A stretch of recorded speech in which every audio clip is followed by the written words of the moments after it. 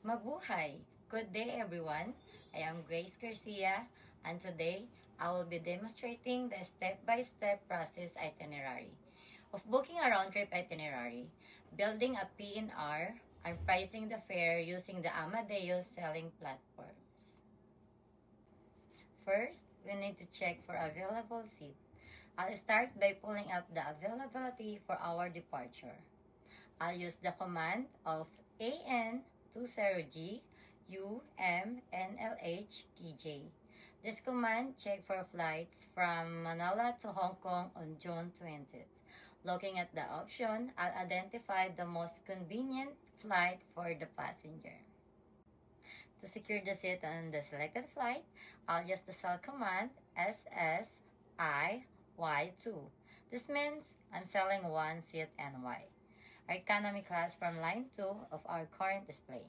Next, I'll check the availability for the return LAG.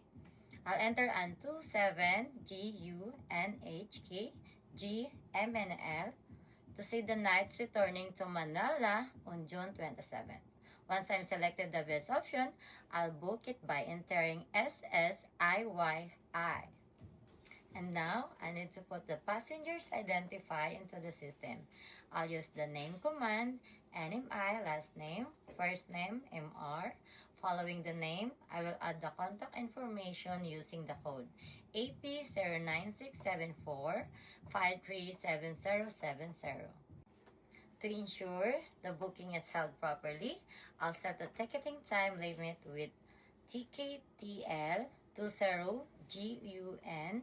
This indicates the ticket must be finalized by the June 20th. To save all these details and officially generate the ROR, passenger name record, I'll enter ER.